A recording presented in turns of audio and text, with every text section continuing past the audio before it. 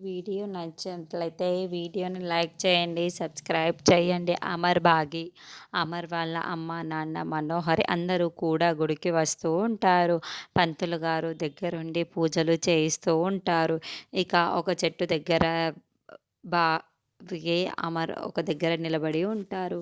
అప్పుడే పంతులు గారు బాగి చేతికి ఒక ముడుపుని ఇస్తూ, చూడమ్మా, అబ్బాయి సహాయంతో ఈ ముడుపుని ఈ చెట్టుకి కట్టాలి.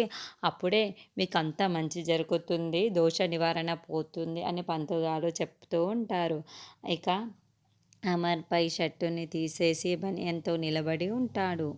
ఆగండి, ఆగండి, ముడుపు ఇలా కాదు కట్టాల్సింది.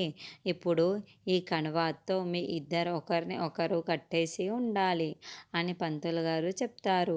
చూడమ్మా, అక్కడున్న మనోహరి నిలబడి ఉంటే పంతులు గారు మనోహరితో మాట్లాడుతూ ఉంటాడు. చూడమ్మా, నువ్వు చూడ్డానికి పెద్ద ముత్తైదులా ఉన్నావు. కాబట్టి నీ చేతులతో ఈ కణవాని వీళ్ళిద్దరికీ కలిపి కట్టమ్మా అని పంతులు గారు చెప్తూ ఉంటారు. దాంతో బాగి, అమర్ వాళ్ళ అమ్మ, నాన్న అందరూ షాకింగ్‌గా చూస్తూ ఉంటారు.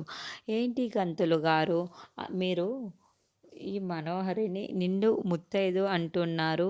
పెళ్ళైన వాళ్ళనే కదా ఇలా నిండు ముత్తైదు అంటారు పిలిచేది అని అంటే, అవునమ్మా అని పంతులు గారు అంటాడు.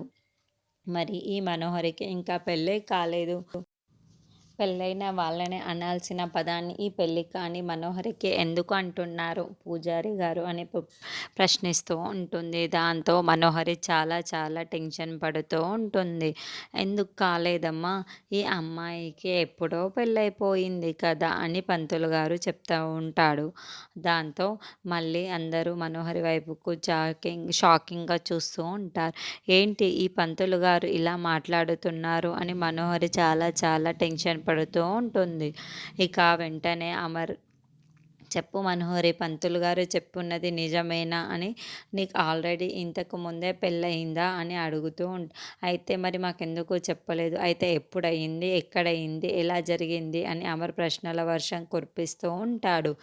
ఆల్రెడీ కారులో బయలుదేరి మనుషులతో అదే గుడికి వచ్చేస్తూ ఉంటాడు.